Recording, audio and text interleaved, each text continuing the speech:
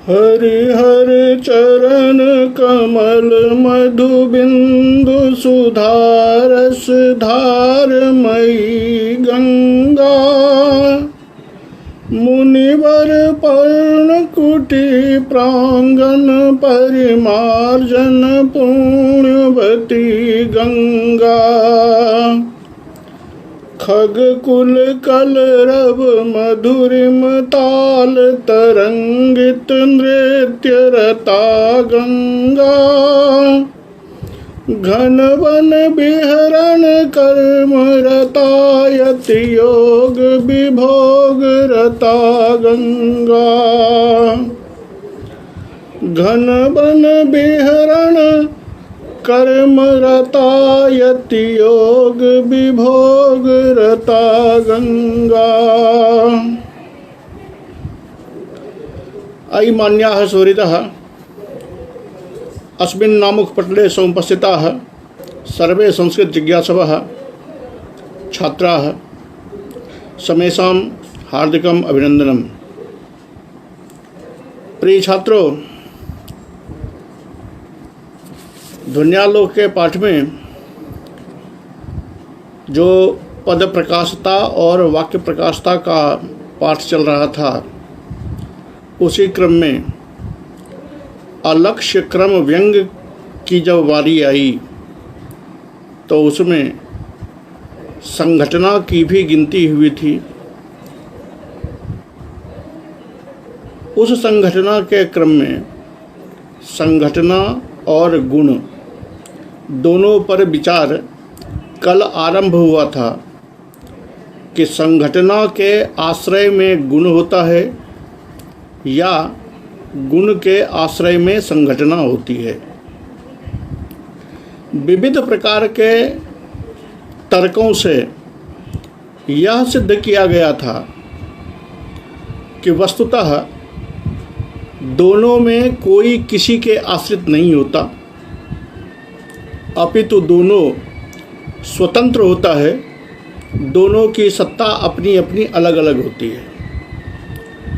जो प्रतीयमान अर्थ होता है उसका अवलंबन लेकर गुण की व्यवस्था होती है और काव्य के प्रभेदों को देखते हुए संघटना जो है वो विविध प्रकार की हो जाती है। यह नियम नहीं रह जाता कि ऐसे गुणों का वर्णन है या ऐसे गुण है तो ऐसी ही संघटना होगी। वो काव्य भेद पर बदल जाता है। तब जाके प्रश्न ये आया था कि वस्तुतः भले ही काव्य भेद हो, लेकिन इस संघटना का नियामक तत्व कौन है? किस आधार पर संघटनाएं बनती हैं? किस आधार पर कभी लोग इन संघटनाओं का रूप बदलते हैं? भले ही काव्य का आधार हो, लेकिन कोई तो कारण होगा जो इस संघटना का नियामक होगा। उसके लिए आज हम उस विषय को पढ़ेंगे कि आखिर इसका नियामक कौन होता है। किस आधार पर कवि लोग अपने विविध प्रकार के काव्यों में संघटनाओं का स्वरूप बदलते हैं या कैसे संघटना बदल जाती है।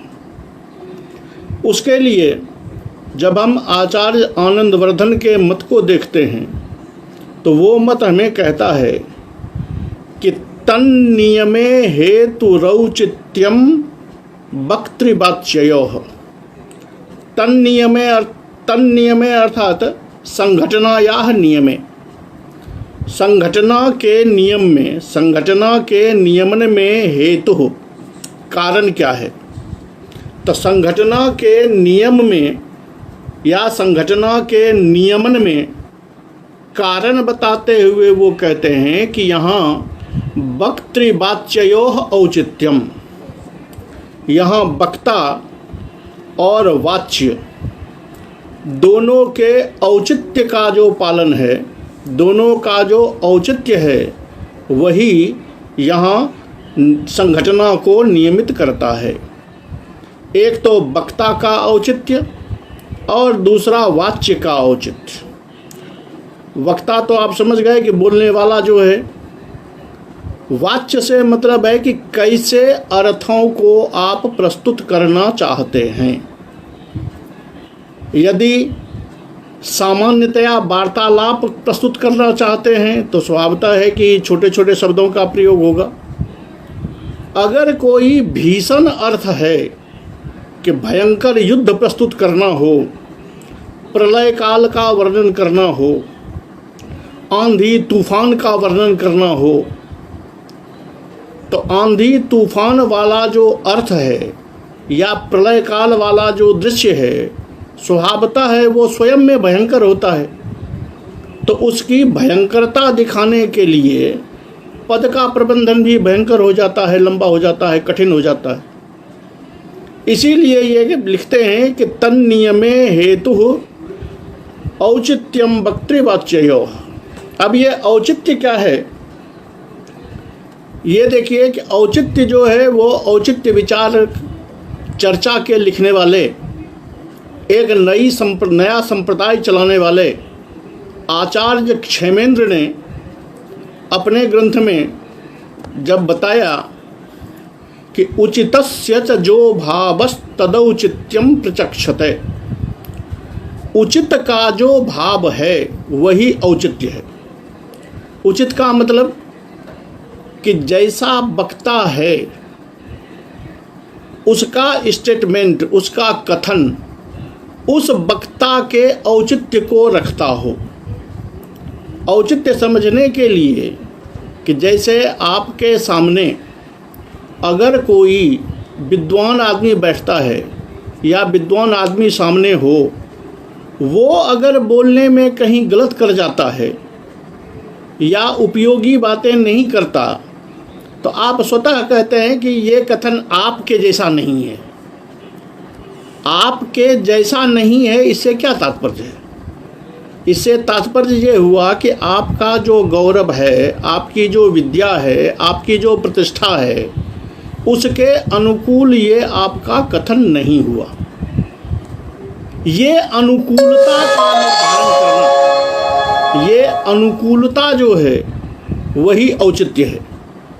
और उस औचित्य का जब तक पालन नहीं होता तब तक कोई भी बातें उचित नहीं कही जाती। तो यही औचित्य जो है वो औचित्य इस संघटना के नियमन का कारण होता है। अब देखिए कि जब हम दो प्रकार से आए, एक तो वक्ता का औचित्य और एक वाच्य का औचित्य। वक्ता का जब औचित्य देखेंगे तब आचार्य आनंदवर्धन कहते हैं कि वक्ता सर्वप्रथम तो दो प्रकार का होता है। एक जगह तो स्वयं कवि वक्ता होता है, जहाँ कवि स्वयं अपना स्टेटमेंट दे रहा है, और एक जगह कवि द्वारा निबद्ध जो कोई पात्र होता है वो पात्र होता है वक्ता। कवि निबद्ध जो है वो भी कहीं तो रसभाव विहीन होता है, रसभाव से युक्त होता है। रसभाव विहीन से तात्पर्य ये है इनका कि जैसे कहीं योगी का वर्णन हो जो इस सांसारिक विषयों से विरागी है, सांसारिक विषयों से उसको कोई मतलब नहीं है, ब्रह्म मोक्ष की बात करता है, तो वहाँ रसभाव से विहीन है वो। तो एक वैसा वक्ता हो गया और दूसरा रसभाव से समन्वित है जो लौकिक है।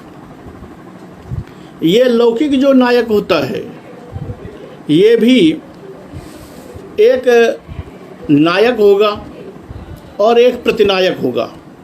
तो इसका भी दो प्रकार हो गया। अब नायक और प्रतिनायक, खलनायक, तो स्वभावतः है कि दोनों के स्वभाव में अंतर आएगा। और जब दोनों के स्वभाव में अंतर आएगा तो दोनों के बोलने का जो औचित्य है, बोलने की जो प्रक्रिया है, उसमें भी अंतर आएगा। इसमें भी जब आप वक्ता की बात करेंगे, नायक की बात करेंगे, तो वो नायक भी आप जानते हैं कि धीरोदात्त, धीरोदत्त, धीर प्रशांत, धीर ललित, इस भेद से 4 प्रकार का फिर वो हो जाता है। तो सबके अनुकूल, उसके अनुकूल कैसा वक्ता है, वो वक्ता इस संघटना का नियामक होता है कि जैसा वक्ता होगा उसकी बोली जो होगी, उसका कथन जो होगा, वो कथन वैसा ही होगा। वो कथन शांत प्रकृति का व्यक्ति होगा तो वो एकदम समझा समझा के छोटे छोटे पदों में बोलेगा। अगर धीरोद्धत क्रोधी नायक होगा तो क्रोध में आदमी जब बोलने लगता है तो स्वभावतः आवाज में कठिनता, कठोरता आ जाती है। वो कठोरता आएगी तो लंबे समास होना स्वाभाविक बात है। जब हम वाच्य की बात करेंगे तो वाच्य जो होता है वो भी एक ध्वन्यात्मक रस होता है, रसपूर्ण वाच्य है। दूसरा रसाभास वगैरह है। एक तरफ एक तो ये हो गया कि जिसमें ध्वन्यात्मकता है, रस है, ध्वन्यात्मक रस है। एक है रसाभास है। तो दोनों का विषय अलग अलग होता है, दोनों के वाच्य अलग अलग होते हैं। पुनः ये देखना पड़ेगा कि एक दृश्य काव्य होता है और एक श्रव्य काव्य होता है। तो दृश्य का वाच्य दृश्य के हिसाब से बनाया जाता है, लिखा जाता है, क्योंकि वहाँ वक्ता को केवल बोलना नहीं है बल्कि वक्ता को अपने अभिनय द्वारा उन सारे विषयों को प्रस्तुत करना है। जैसा शब्द रहेगा, जैसा अर्थ रहेगा, उस अर्थ के अनुकूल उसके हाव भाव, उसके अंगों का विकार भी होना है। इसलिए उसका औचित्य अलग देखा जाएगा। उसमें भी उत्तम प्रकृति, मध्यम प्रकृति और अधम प्रकृति, ये करके वहाँ भी नायक के कई सारे भेद हो जाते हैं।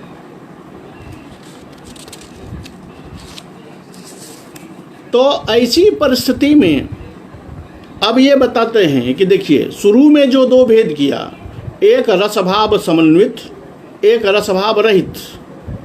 तो कहते हैं कि जब कवि या वक्ता ये दोनों अगर रसभाव विरहित है, रसभाव से रहित है, तो वहाँ संघटना का कोई नियमन काम नहीं करता। वहाँ कवि की इच्छा है, वो जैसा प्रयोग करे, वहाँ कामचारा है, वहाँ स्वतंत्रता है। ये स्पष्ट पंक्ति कर देते हैं कि कवि रपगत रसभावो वक्ता तदा रचनायाः कामचारः। कामचारा अर्थात वहाँ स्वतंत्रता है। और जब कवि निबद्ध वक्ता या कवि स्वयं वक्ता ये अगर रस भाव से युक्त है तो नियमानुकूल, जैसे आप गुण में पढ़े हुए हैं कि माधुर्य है तो छोटा पद और ओज है तो लंबे और विकराल पद होने चाहिए, उसी नियम में चलता है। अब देखिए, यदा तु कवि निबद्धो वा रसभाव समन्वितो रसश्च ध्वन्यात्मभूतः तदा नियमे नैव तत्र असमास मध्यम समास दीर्घ समासा इति संघटना। यह स्पष्ट हो गया कि यदि रसभाव समन्वित कवि है और या रसभाव समन्वित कवि का वक्ता है तो 3 प्रकार की जो संघटना है, असमास, मध्यम समास और दीर्घ समास, ऐसी संघटना नियमानुकूल चलेगी।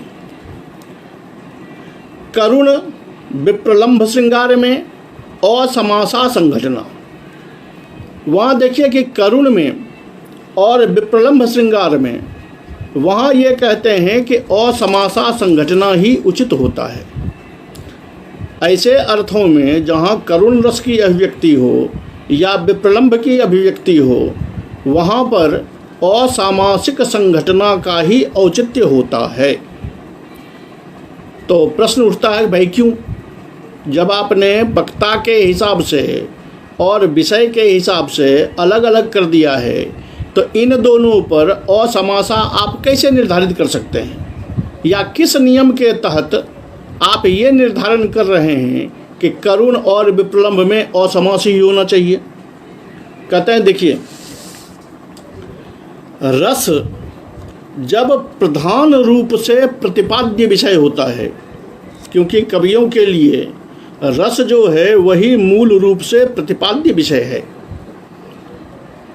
जब रस प्रतिपाद्य है तो कवि को ये चाहिए कि उस रस के जितने भी व्यवधायक तत्व हैं, जितने भी तत्व उस रस में बाधा उत्पन्न कर सकते हैं, उन बाधक तत्वों का प्रयासपूर्वक, कवि प्रयासपूर्वक उन बाधक तत्वों का परिहार कर दे।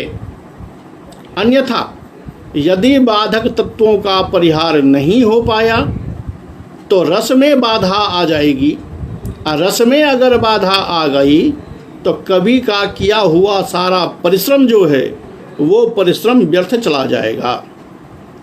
इसलिए माधुर्य और विप्रलंभ में असामासिक संघटना जो है या मध्यम सामासिक संघटना जो है वही चलेगा, क्योंकि दीर्घ समासा संघटना जो होती है वो दीर्घ समासिक संघटना के अनेक प्रकार होते हैं। कहीं जब उसके विविध प्रकार हो जाते हैं तो उन विविध प्रकारों में रस बाधकता आना स्वाभाविक है। ये सहृदयों की प्रतीति के आधार पर है कि अगर श्रृंगार का वर्णन चल रहा हो या वियोग श्रृंगार का वर्णन हो रहा हो, वहाँ अगर कभी लंबे समास का प्रयोग करता है तो वहाँ एक एक शब्द जो है वो सहृदयों के हृदय को द्रवित करने वाला होना चाहिए।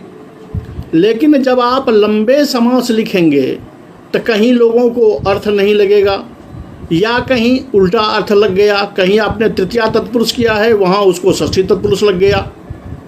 तो ऐसे में विविध जगहों पर रस विरोध की संभावना बनी रहती है, क्योंकि सहृदय तो विविध प्रकार के हैं। और जब आप लंबे समास का प्रयोग करेंगे तो उन सारे सहृदयों को रसग्राहकता में कहीं न कहीं बाधा होने की, खतरा होने की संभावना बनी रहती है। इसलिए करुण और विप्रलंभ जो है, चूँकि ये कोमल रस है, सहृदयों को सहजतया द्रवित करने वाला है, तो उस द्रवितता के लिए, चित्त के द्रवीभूत होने के लिए छोटे छोटे पद असामासिक या मध्यम सामासिक पद जो हैं वही उचित होते हैं। और इसमें भी अगर कहीं दृश्य काव्य हो तो दृश्य काव्य में तो और अधिक ध्यान देने की बात होती है कि उसका तो एक एक अक्षर पर नायक का अभिनय करना है। उसके हाथ, मुंह, आँख, होठ, बदन इत्यादि घूमने हैं, चलने हैं, हाथ से वैसा इशारा करना है। तो अगर लंबा समास रहेगा तो वहाँ ये संभव नहीं हो पाएगा। इसलिए इन दोनों के सुकुमार तर होने के कारण अर्थ की स्पष्टता होनी आवश्यक है। अगर दीर्घ समास रहेगा तो दीर्घ समास में तत्तत शब्दों से तत्तत अर्थों की प्रतीति करने में कहीं न कहीं गति की मंथरता आ जाएगी। लोग उस सामासिक शब्द पर विचार करने लगेंगे, या एक्टर उस सामासिक शब्दों पर विचार करने लगेगा, अभिनय छूट जाएगा, अभिनय में गड़बड़ी आ जाएगी। दर्शक सहृदय जो है वो उस शब्दों को जोड़ने में ही रह जाएगा, रस प्रतीति में बाधा आ जाएगी। हाँ, रौद्रादौ, रौद्र इत्यादि जो रस है उसमें जो है वो सामासिक संघटना यदि अभिनयात्मक है, दृश्य काव्य है, तब तो वहाँ भी मध्यम संघटना चलती है। मध्यम संघटना वहाँ उचित होता है। लेकिन अगर श्रव्य हो तो वहाँ लंबी संघटनाएं चलती हैं, दीर्घ समासा चलती है, वहाँ उसको कोई दो मत नहीं होती है। और अगर धीरोद्धत नायक हो तो धीरोद्धत नायक के कथन में तो जितना कठोर शब्दों का प्रयोग होगा, जितना लंबा शब्दों का प्रयोग होगा, लंबे पदों का प्रयोग होगा, वो उसके गुण को उद्दीप्त ही करेगा, वो उसके गुण को कमज़ोर नहीं करता है। इसलिए वहाँ लंबे समासों से परिहार करने की आवश्यकता नहीं होती है। और जहाँ तक प्रसाद की बात है, तो प्रसाद तो एक ऐसा गुण है कि जो सभी रसों में होता है। वस्तुतः प्रसाद जो है उसको आप ऐसा समझिए कि चाहे आप माधुर्य गुण की बात करें या ओज गुण की बात करें, उनमें भी प्रसाद होना चाहिए। अब कहेंगे कि उनमें भी प्रसाद कैसे होना चाहिए? ऐसे पद होने चाहिए जो पद सुस्पष्टतया अर्थाभिव्यक्ति कर सके। ये है प्रसाद। प्रसादस्तु प्रसन्नता सामान्य अमरकोश में कहा जाता है। तो वो प्रसाद का मतलब ये हुआ कि चाहे आप अल्प समास प्रयोग कर रहे हैं, चाहे दीर्घ समास प्रयोग कर रहे हैं, लेकिन ये ध्यान में होना चाहिए कि शब्दों से, पदों से अर्थ की स्फुटता में, अर्थ की स्पष्टता में कहीं कोई बाधा न आए। क्योंकि यदि प्रसाद का, यदि अर्थाभिव्यक्ति में कहीं बाधा आ गई, अर्थ अभिव्यक्त नहीं हो पाया, तो अल्प समासिक संघटना जो है वो भी करुण और विप्रलंब में बाधक बन जाएगा। क्योंकि जब तक उसके अर्थ का स्पष्टीकरण नहीं होगा तब तक अनुकूल रस की अभिव्यक्ति नहीं हो पाएगी। इसलिए इन सब के औचित्य को देखते हुए आप मध्यम समास और दीर्घ समास का प्रयोग कर सकते हैं, बशर्ते कि उनमें प्रसाद गुण की स्थिति वर्तमान हो, अर्थ की सुस्पष्टता हो। यही कारण है कि जब बेनी संहार में रौद्र रस के लिए जो जह शस्त्रम विभर्ति इत्यादि का प्रयोग हुआ है, तो वो देखने में तो लगता है पद को देखकर कि ये बहुत अल्प समास है, नहीं के बराबर समास है, तो ये ओज गुण कैसे हो सकता है। लेकिन उसकी जो प्रांजलता है, उसके जो अर्थ स्पष्टीकरण की क्षमता है, वो सहृदयों को रौद्र रस तक पहुंचा देता है। वो सहृदयों को प्रतीत करवा देता है कि वस्तुतः यहाँ रौद्र रस की अभिव्यक्ति हो रही है। इसलिए ऐसे जगहों पर प्रसाद गुणों न माधुर्यम, ऐसे में माधुर्य नहीं हो सकता, हाँ प्रसाद जरूर हो सकता है। क्योंकि प्रसाद की सत्ता तो सभी जगह होती है और सभी रसों की अभिव्यक्ति में प्रसाद की अपेक्षा होती है। न चारुत्वम, वहाँ अचारुता भी नहीं होती, क्योंकि चारुता और अचारुता तो सहृदयों के द्वारा निर्धारित होता है। और जब सहृदयों को अपने अभिमत रस की प्राप्ति हो रही हो तो फिर वहाँ अचारुता का कोई प्रश्न ही नहीं उठता है। इसलिए अब आप देखिए संघटनाओं को कि चाहे गुण और संघटना को आप अलग अलग मानिए या दोनों को एक मानिए। विकल्प कह रहा हूँ कि यदि आप दोनों को एक मानते हैं या दोनों को अलग अलग मानते हैं, उनमें किसी भी परिस्थिति में यदि इन वक्ता के वाच्य के, काव्य के भेद से, इन वाच्यों के भेद के औचित्य का परिपालन किया गया है, तो वो जो संघटना है, औचित्य का परिपालन करती हुई जो संघटना है, वो संघटना भी उद्बोधन में, ध्वनि उद्बोधन में होता है, असहायक होता है। तो स्वभावतः है संघटना की भी रसाभिव्यंजकता होती है। संघटना भी रस का अभिव्यंजक हो जाता है, क्योंकि जब वक्ता अपने अनुकूल उचित पद का प्रयोग करता है, जिस पद में प्रसाद की स्थिति होती है और सहृदयों को रस की अनुभूति सहजतया हो जाती है, तो वो कहीं न कहीं रस की अभिव्यंजकता में सहायक होता है। क्योंकि मान लिया जाए कि एक वक्ता है, नायक है, वो जब गुस्से में आ गया तो जब तक उसकी वाणी टाइट नहीं हो जाती तो आपको ये कैसे पता चलेगा कि ये गुस्से में आ गया।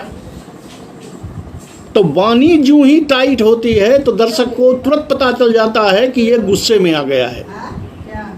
कठोर वर्णों का प्रयोग होता है तो गुस्से में आ जाता है। आप स्वभावतः देख लीजिए कि आप जब अपने घर में अपने व्यवहार में सामान्य बातें करते हैं तो आपकी वाणी में कठोरता नहीं होती, वाणी लंबी नहीं होती, आपका वाक्य लंबा नहीं होता।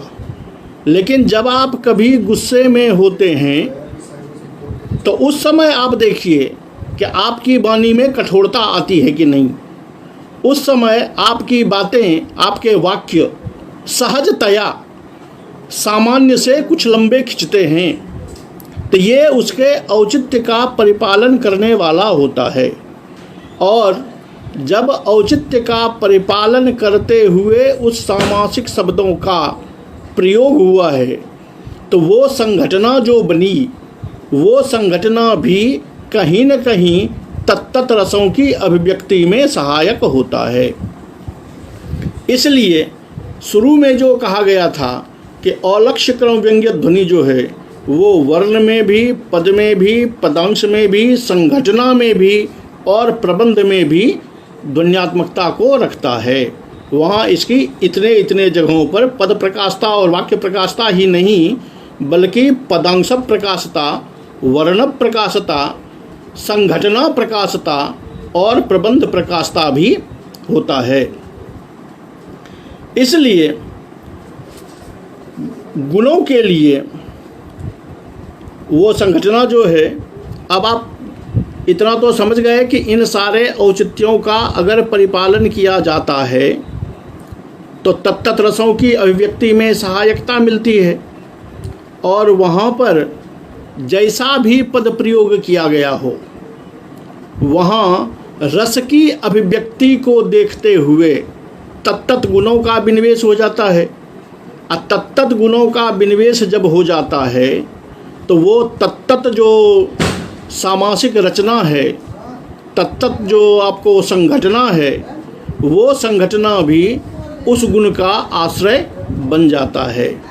इस प्रकार से गुणानाम नियतो विषयः गुणाश्रयेन व्यवस्थापनात् अविरुद्धम, कि इस परिस्थिति को नज़र में रखते हुए अगर आप ये कहते हैं कि संघटना जो है वो गुण के अनुकूल ही होता है, तो ये बातें भी यहाँ आकर के विरुद्ध नहीं होगी। क्यों? तो जैसे आप जोजह शस्त्रम विभर्ति में देखें कि जोजह शस्त्रम विभर्ति में जब वो रौद्र रस की अभिव्यक्ति कर रहा है तो स्वभावतः है कि ओज गुण उसमें आ गया। भले पद छोटा है लेकिन ओज गुण आ गया। अब जहाँ आपको गुण की या रौद्र रस की, वीर की अभिव्यक्ति करने वाला पद मिलता है, वहाँ अगर वक्ता के औचित्य को देखते हुए या वाच्य के औचित्य को देखते हुए लंबे पद का प्रयोग हुआ है तो वहाँ ओजगुण होना स्वाभाविक है, क्योंकि वो तत्त रसों की अभिव्यक्ति में सहायक है। तो उसके अनुकूल अगर पदावली का प्रयोग हुआ है तो उस पदावली को देखकर आप तत्त गुणों की व्यवस्था कर सकते हैं, इसमें कोई दो मत नहीं है। इसी प्रकार अभी दो बातें हुई, एक तो वक्ता के औचित्य से और एक वाच्य के औचित्य से। इसमें एक और बात जोड़ते हुए आचार्य आनंदवर्धन अपनी अगली कारिका लिखते हैं कि विषयाश्रयमपि अन्यत औचित्यं ताम नियच्छति काव्य प्रभेदाश्रयतः स्थिता भेदवती ही सा। कि जब काव्य प्रभेद की बात करते हैं प्रबंध की, तो वहाँ विषयाश्रयम औचित्यम, अभी दो औचित्य हमने देखा, एक वक्तृगत औचित्य, एक वाच्यगत औचित्य।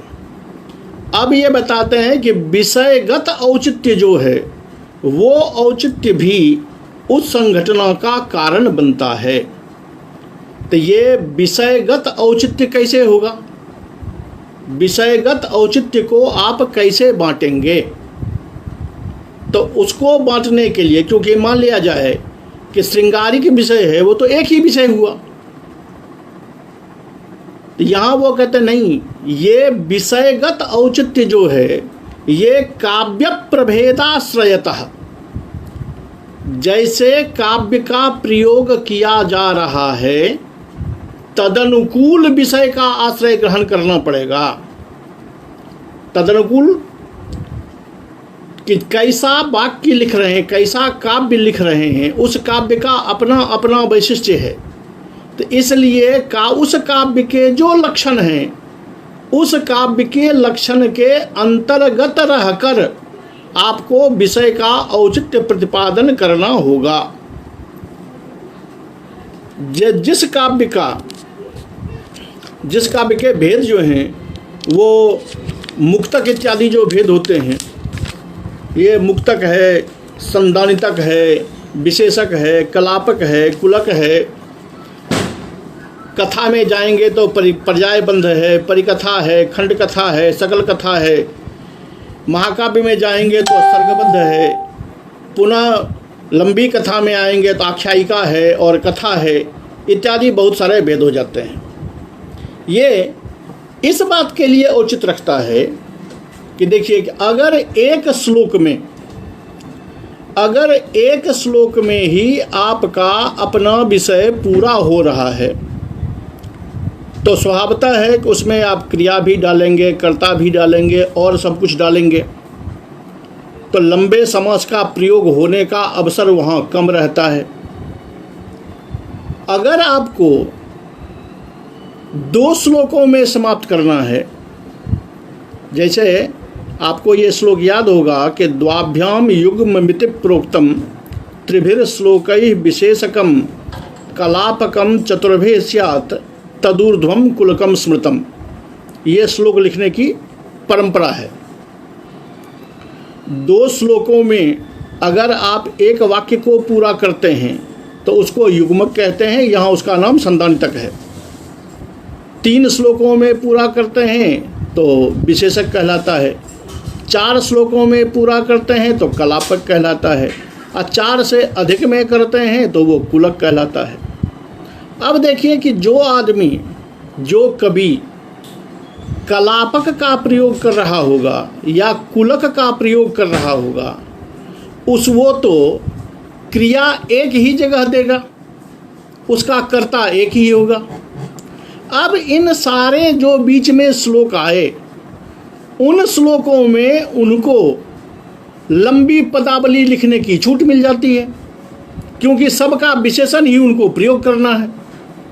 और उस केवल विशेषण के प्रयोग में वो अपनी लंबी पदावली खींचते चले जाते हैं। तो वहाँ अगर पदावली लंबी हो जाती है तो चल जाएगा, क्योंकि वहाँ उसका औचित्य बनता है। क्रियाकर्ता आपको पहले और अंत में प्राप्त हो रही है, बीच में केवल विशेषण है तो लंबी पदावली चल जाएगी। लेकिन अगर एक ही श्लोक में सारी चीज़ें पूरी करनी है, तब तो इतनी लंबी पदावली का प्रयोग करेंगे तो अर्थस्पष्टता नहीं आएगी।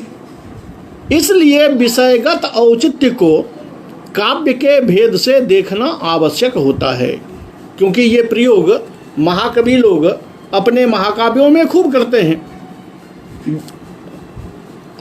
महाकवि श्रीहर्ष द्वारा प्रस्तुत नैषधि चरितम में प्रथम सर्ग में जो अश्व का वर्णन है कि जिस अश्व पर चढ़कर राजा नल जंगल की ओर चले, वो कुलक वर्णन है, 10 श्लोकों में वर्णन है। वहाँ देखिए कि जितने भी उसके विशेषण प्रयोग हुए हैं बीच वाले श्लोक में, सारे लंबे लंबे पदों का खूब प्रयोग हुआ है। तो वहाँ इसका औचित्य बनता है। तो विषय के औचित्य को देखते हुए भी संघटना जो है वो विशेषवती हो जाती है। मुक्तक जो होता है, जहाँ आप जानते हैं कि एक ही श्लोक में पूरे भावों की अभिव्यक्ति कवि कर देता है, जिसका अमरुक शतकम बड़ा विशिष्ट उदाहरण है, या भर्तृहरि का शतकत्रयम जो है। ऐसे जो होते हैं जहाँ एक ही श्लोक में कवि अपने भावों को पूरा औचित्य पूर्ण करके भर देता है, वहाँ कवि ये चाहता है कि एक ही श्लोक में जिस रस की, जिस भाव की अभिव्यक्ति कवि करना चाहता है, उसको वह एक ही श्लोक में परिपूर्ण कर देता है। तो वहाँ कवि का जो औचित्य है, जो कवि की ये स्थितियाँ हैं, रसबंधाभिनिवेशी कवि जो है वो विषय वहाँ कवि के आश्रय में है, इसलिए उसके औचित्य को देख कर के ही वहाँ वो पद का प्रयोग करते हैं। हाँ, जहाँ ऐसी कोई प्रतिबंध नहीं है, जैसे कुलक की बात कही हमने, तो वहाँ तो आप लंबे लंबे प्रयोग करते रहिए, वहाँ कोई रोकने टोकने वाला नहीं है। अब आप कहेंगे कि जो मुक्तक होता है उसमें कभी रसबंधाभिनिवेशी होता है या नहीं होता है, कभी एक ही श्लोक में क्यों प्रयोग करेगा, 10 श्लोक में प्रयोग करेगा। तो 10 श्लोक में प्रयोग करेगा तो लंबे पद के प्रयोग की छूट मिल जाएगी। कहते नहीं, मुक्तकेषु प्रबंधेषु इव रसबंधाभिनिवेशिनः कवयो दृश्यन्ते। जैसे प्रबंध काव्य में, महाकाव्य में अपने रस को समुचित ढंग से प्रयोग करने के लिए कवि कटिबद्ध होता है, उसी तरह से मुक्तक काव्य में एक श्लोक वाले विषय में भी कवियों की प्रीति देखी जाती है, या कवि ऐसे होते हैं। क्योंकि अमरुक शतक जो है इसका सर्वश्रेष्ठ उदाहरण है कि जिसका एक एक श्लोक श्रृंगार रस की अभिव्यक्ति इतनी करती है कि आचार्य आनंदवर्धन ऐसा आदमी लिखते हैं कि उस शतक का प्रबंधायमाना प्रसिद्धा एव, कि उसका एक एक श्लोक प्रबंधायमाना अर्थात एक एक प्रबंध की तरह हो जाता है। तो ऐसे में एक श्लोक में ही जब कभी रसबंधाभिनिवेशी है तो वह अपने रसानुकूल औचित्य को देखते हुए वहाँ पर अपने पदों का प्रयोग करता है, और फिर जहाँ उसको जैसी आवश्यकता पड़ी, संतानितक में, कुलक में, वहाँ जैसी आवश्यकता होती है उसके अनुकूल वो विकट बंधन के औचित्य को मिलाते हुए मध्यम समास या दीर्घ समास का प्रयोग करते हैं। इसी प्रकार से आप सोच लीजिए कि जब वो प्रबंध के औचित्य को देखते हैं तो उसके अनुकूल प्रयोग करते हैं। जब कथा में जाते हैं तो जहाँ पर्याय कथा, खंड कथा, सकल कथा, आख्यायिका इत्यादि का प्रयोग होता है तो वहाँ भी उसी प्रबंध के हिसाब से वो मध्यम समास या अल्प समास या दीर्घ समास का प्रयोग वो करते हैं। ये नियम बताते हैं आचार्य आनंदवर्धन कि जब आप कथा लिख रहे हैं उस कथा में आप ये मत समझ लीजिए कि हम कथा लिख रहे हैं तो हमको लंबी लंबी पदावली लिखनी आवश्यक है। जब तक हम लंबी पदावली का प्रयोग नहीं करेंगे तब तक ये कथा नहीं कहलाएगी या तब तक ये आख्यायिका नहीं कहलाएगी, ऐसी बात नहीं है। वहाँ भी आपको विषयगत औचित्य देख कर के ही तत्त संघटना का प्रयोग करना पड़ेगा। मूल तत्व ये है कि आपको ये देखना है कि कैसा विषय आपका चल रहा है, उस विषय में रस की अभिव्यक्ति जो है वो किस प्रकार से होनी है। रस की अभिव्यक्ति के लिए अगर दीर्घ समास की आवश्यकता पड़ती है या दीर्घ समास से अभिमत रस की अभिव्यक्ति होती हो तो वहाँ कभी दीर्घ समास का प्रयोग करेगा। लेकिन जहाँ उसको लगेगा कि नहीं, ये प्रसंग ऐसा है, घटना ऐसी है, दृश्य ऐसा है, वहाँ का दृश्य ऐसा होना चाहिए, वहाँ वो छोटे पद का भी प्रयोग करेगा।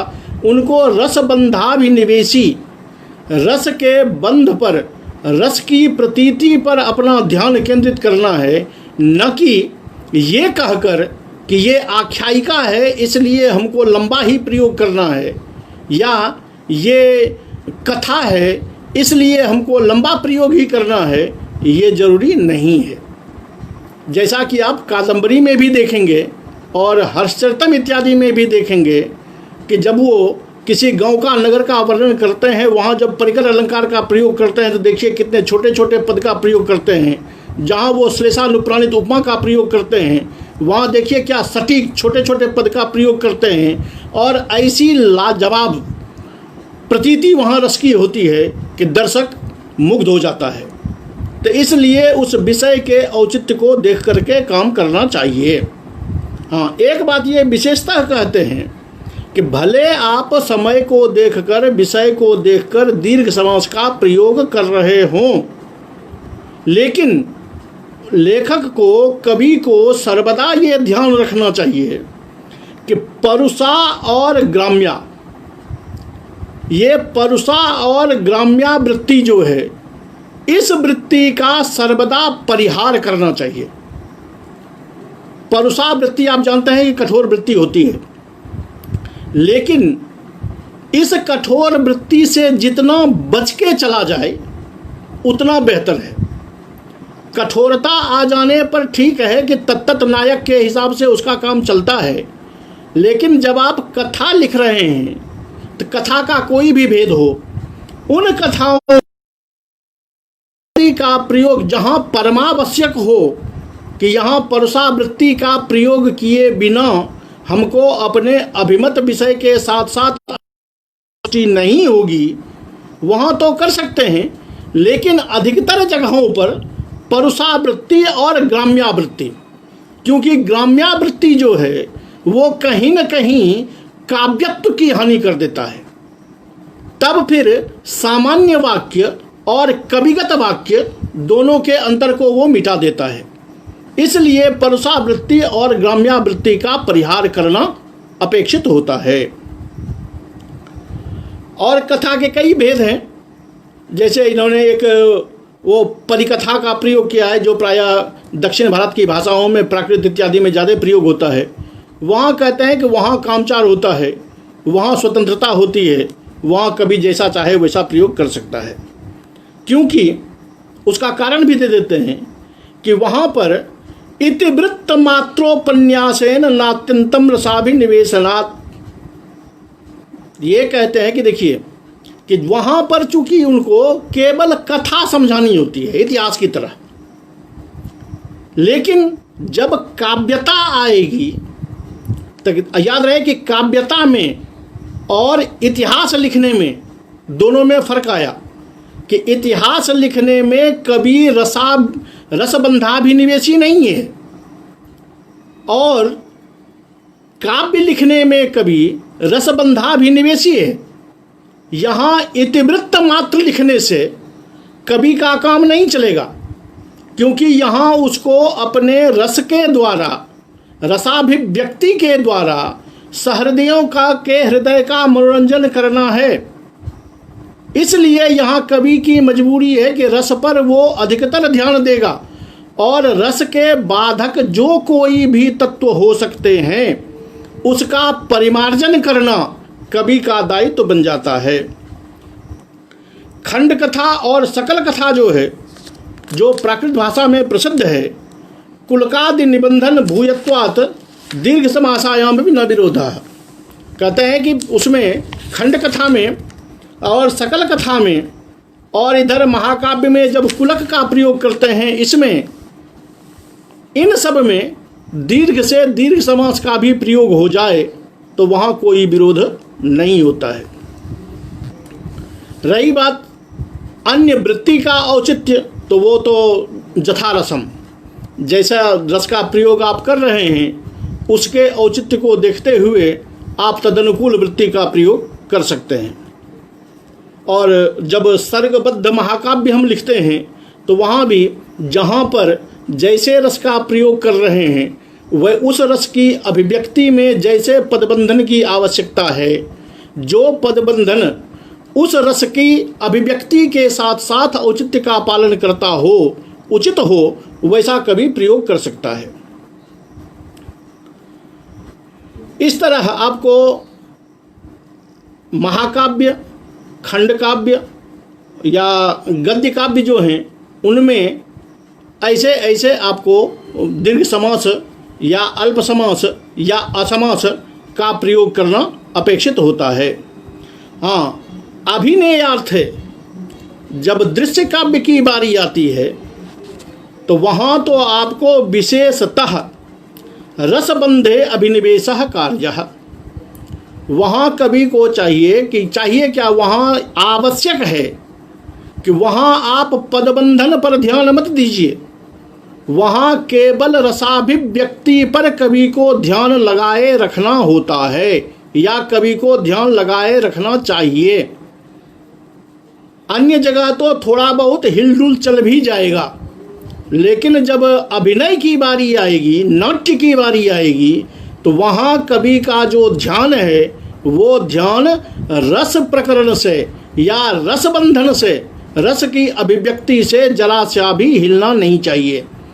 इसलिए वहाँ रस के अभिबंधन के साथ, रस की अभिव्यक्ति के साथ उनके पद का औचित्य तालमेल होना चाहिए, उस औचित्य वाले पद का ही प्रयोग किया जाना चाहिए। चूँकि आख्यायिका की जब बात आती है तो आख्यायिका और कथा, इस दोनों में छंदोबद्धता की कोई मजबूरी तो होती नहीं है। और जब मजबूरी नहीं होती है तो आप जितने नियम बताए गए हैं उसका भी पालन कर सकते हैं, या उसका पालन न करके अपनी कामचारिता, कभी अपने हिसाब से जैसा वो जहाँ देखे कि यहाँ हम लंबे पद से भी श्रृंगार की अभिव्यक्ति कर सकते हैं, क्योंकि प्रसादता इतनी भर देंगे कि भले पद लंबा हो लेकिन सुस्पष्टता इतनी होगी कि श्रृंगार की अभिव्यक्ति होती रह जाएगी, तो वहाँ कभी ऐसा प्रयोग कर सकता है।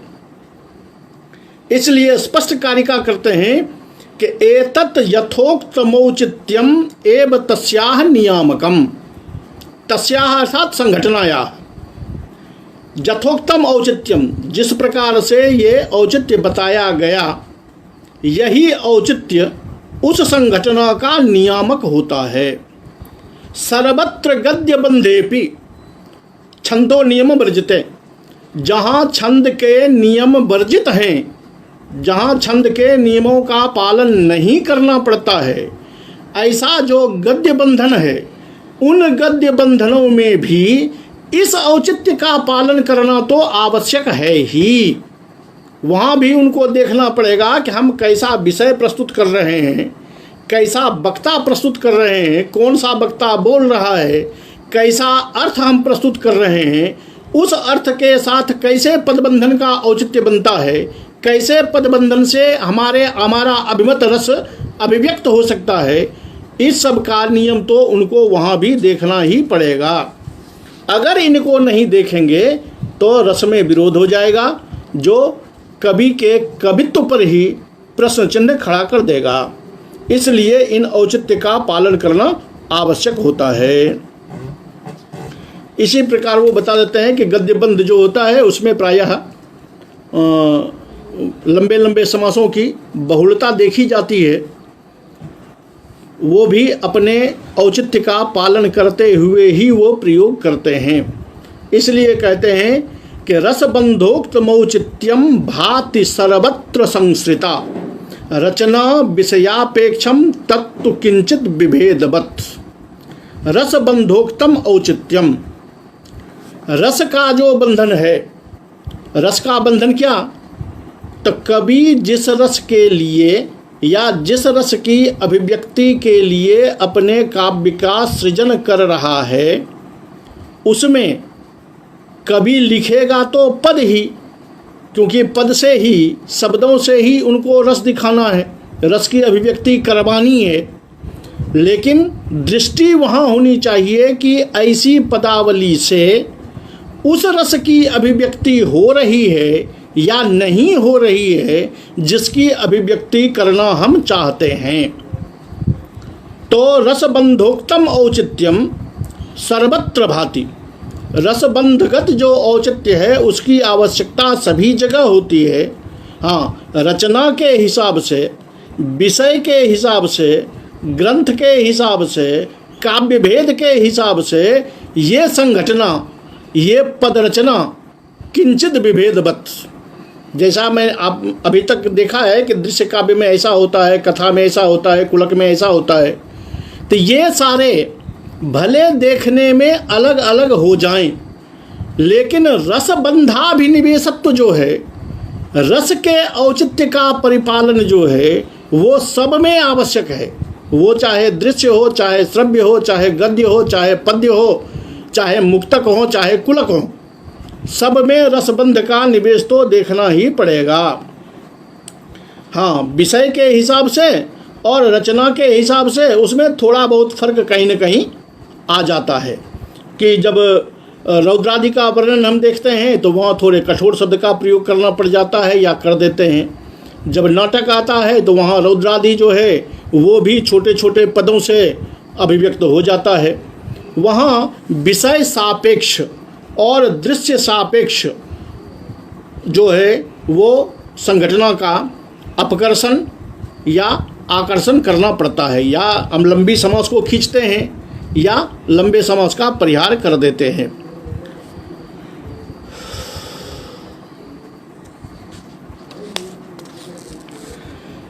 आख्यायिका में और ये कहते हैं कि विशेषतः नाटकादौ, नाटक में न अति दीर्घ समासा, अति दीर्घ समास का प्रयोग जो है वो प्रायः नाटक में नहीं होता है या लेखक को नहीं करना चाहिए। जब जब संघटना की बात करेंगे तो याद रहे कि नाटक में अति दीर्घ समास का प्रयोग नहीं होना चाहिए। और आख्यायिका में आख्यायिका जब हम लिखेंगे तो उस आख्यायिका में अगर पूर्ण समास विहीन प्रयोग कर दें तो ये भी उचित नहीं होता है, क्योंकि आख्यायिका में स्वविषयेपि, आख्यायिका में स्वयं कवि जो होता है वो विषय वस्तु को प्रस्तुत कर रहा होता है। तो वहाँ एक तो छंद का नियम नहीं है, दूसरा कवि वहाँ स्वतंत्र है, कवि स्वयं रसाभिव्यक्त करने में समर्थ है, वो अपनी बातें वहाँ उपस्थापित कर रहा होता है। इसलिए ये कहते हैं कि आख्यायिकायां नात्यंतम असमासा, आख्यायिका में पूर्ण रूप से असमास का प्रयोग, यानी पूर्ण रूप से, कहीं कहीं तो हो ही सकता है। आप चाहेंगे कि पूरी की पूरी किताब हम वैसे लिख दें बिना समास के, तो कहते हैं वो उचित नहीं है। और नाटक में भी, नाटक में अति दीर्घ समास का उपयोग अच्छा नहीं होता। इसलिए संघटना के विषय में इन तर्कों को यथा समय जरूर देखना चाहिए और जरूर इसका विचार करना चाहिए। अब रही बात कि अलक्ष्य क्रम व्यंग्य ध्वनि का प्रबंध रूप जो है, ये जो प्रबंध दिखाए गए, इन सारे प्रबंधों में रामायण, महाभारत इत्यादि जो हमारे प्रसिद्ध प्रबंध हैं, उन प्रबंधों को देख करके ये तो स्पष्ट कहा ही जा सकता है, सभी सहृदय मानते ही हैं कि प्रबंध जो होता है वो ध्वन्यात्मक होता है, वो ध्वनि करता है, और ध्वनि से प्राप्त जो रस है, ध्वनि से प्राप्त जो आनंद है, वही सहृदयों के लिए उपकारी होता है। और वहाँ का जो प्रतिपादन होता है प्रबंध का, वो प्रबंध में एक तो स्वभावतः देख लीजिए कि वहाँ अभिधा से तो प्रकाशन होता नहीं, क्योंकि रस की अभिव्यक्ति जब करनी है तो रस की अभिव्यक्ति सीधे शब्दों से तो होगी नहीं, तो जब शब्दों से नहीं होगी तो वो किससे होगी? तो विभाव अनुभाव से। अब विभाव अनुभाव को देखकर हमको जब रस की अभिव्यक्ति होगी तो स्वभावतः है कि वहाँ व्यंजना व्यापार तो आवश्यक होगा ही। अब व्यंजना व्यापार जब आवश्यक हुआ तो प्रबंध ध्वनि करता है या प्रबंध में ध्वनि की अपेक्षा है, प्रबंध की प्रकाशता होती है ध्वनि के लिए, इसमें कोई दो मत नहीं रह गया। क्योंकि अभी विषय जो शुरू से चल रहा है वो ये दिखाया जा रहा था कि पद से कैसे ध्वनि की प्रकाशता होती है और वाक्य से कैसे ध्वनि की प्रकाशता होती है। जब अलक्ष्य क्रम व्यंग्य में आए हैं तो वर्ण भी आया, पद भी आया, पदांश भी आया, संघटना भी आई और अब प्रबंध की बारी है। तब प्रबंध जो है वो ध्वनि प्रकाशक है। ये तो स्पष्ट है कि रामायण महाभारत को देखने के बाद, रामायण में इतना बड़ा बड़ा युद्ध है, महाभारत में इतने बड़े बड़े युद्ध हैं, लेकिन लास्ट में जाके क्या मिलता है? तो शांत रस प्रधान, वहाँ शांति मिलती है। तो इसलिए कहते हैं कि वहाँ जाकर के तो ध्वनि स्पष्ट होता है, उसमें तो कोई दो मत है ही नहीं। क्योंकि वहाँ विभाव भावानुभाव संचार्य औचित्यचारुणः विधि कथा शरीरस्य वृत्तस्योत्प्रेक्षितस्य वा। किसी भी प्रबंध में, महाकाव्य की ही बात नहीं कर रहे हैं, किसी भी प्रबंध में विभाव, अनुभाव और संचारी भाव,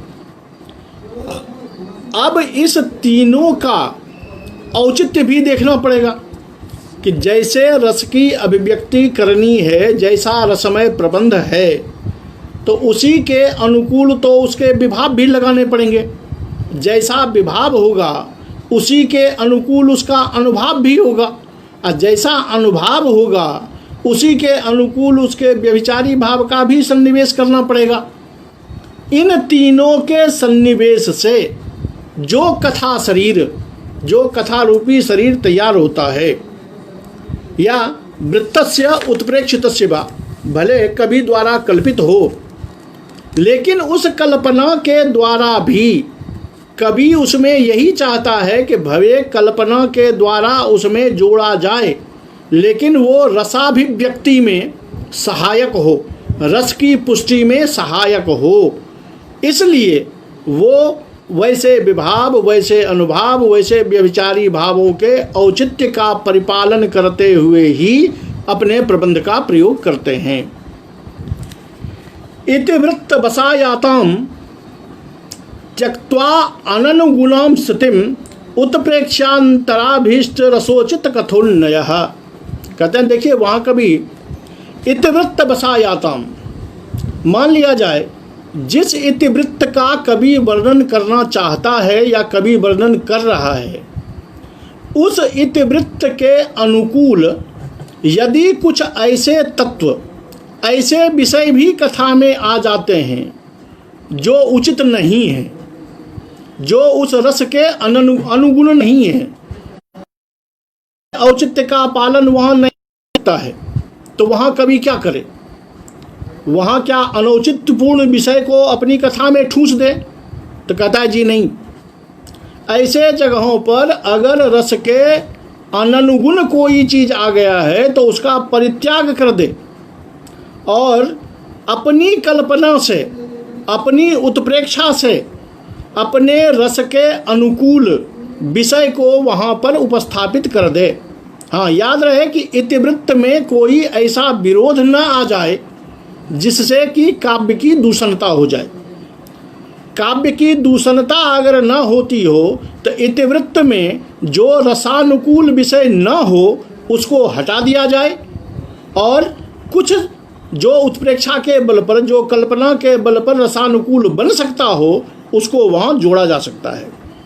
संधि संझंग घटनम रसाभिव्यक्त्यपेक्षया न तो केवल या शास्त्र स्थिति संपादन इच्छया। ये देखिए, ये बहुत मार्मिक और बहुत आवश्यक वस्तु है।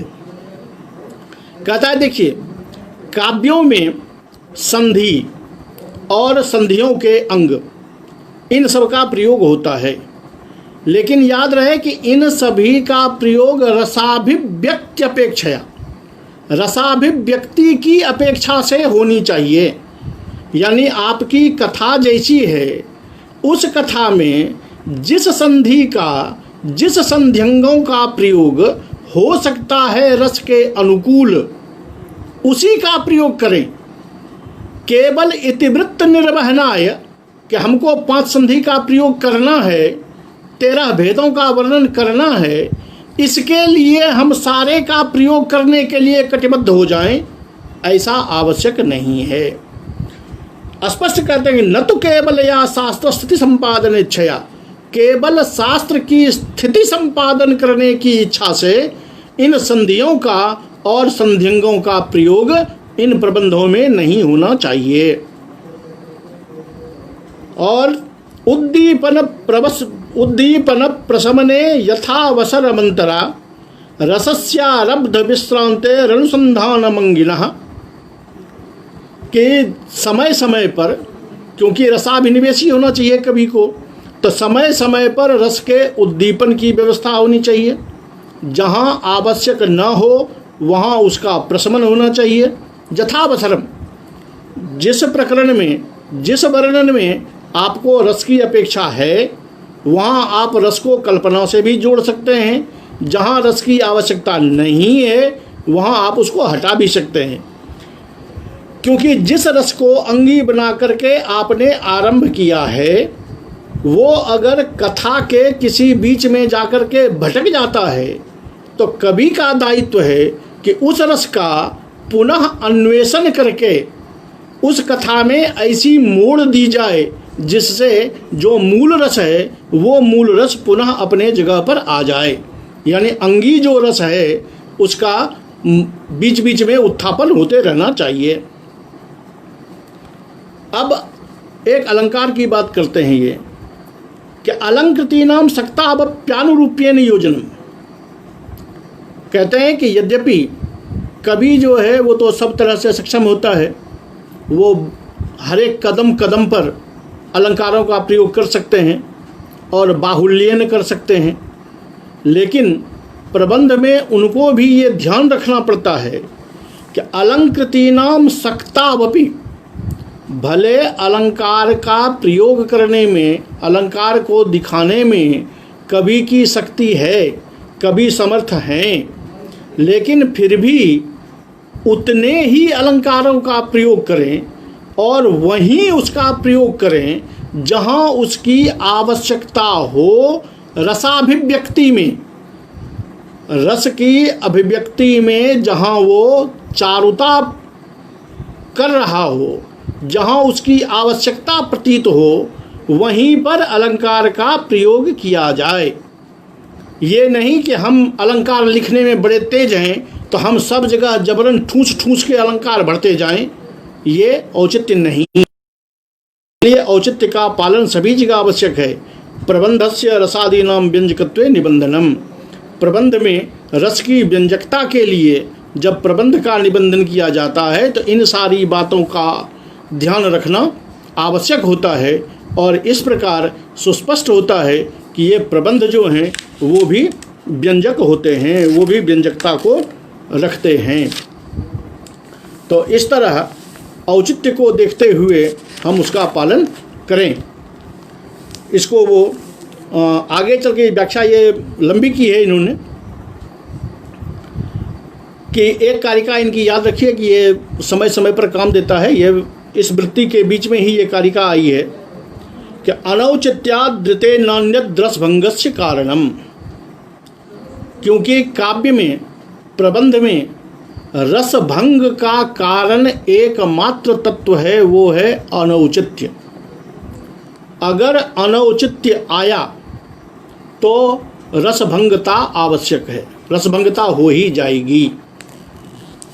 इसलिए अनौचित्य का पालन कभी नहीं होना चाहिए, सर्वदा औचित्य का पालन होना चाहिए।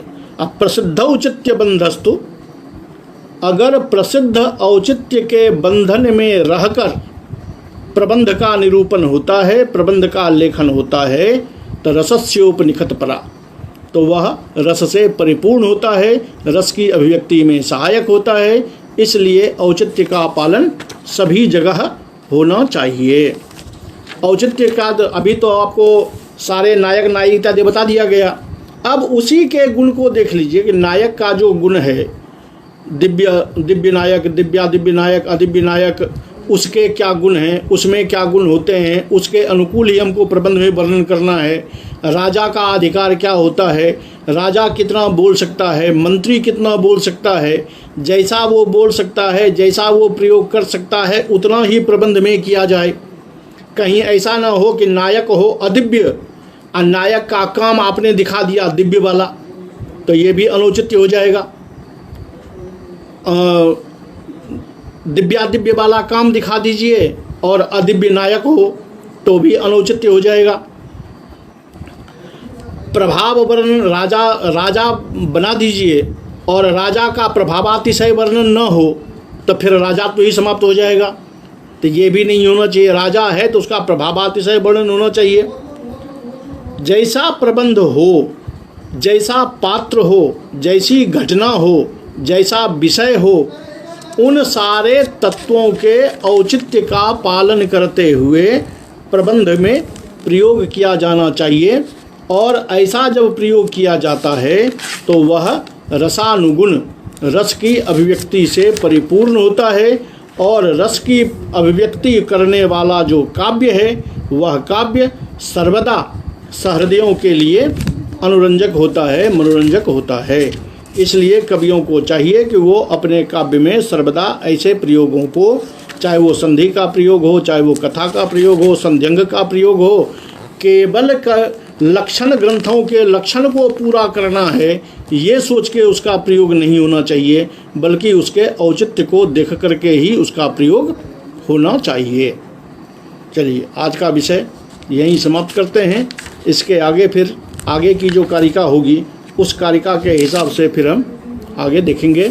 आज की कक्षा यहीं समाप्त करते हैं। तब तक के लिए आप सभी का हार्दिक अभिनंदन।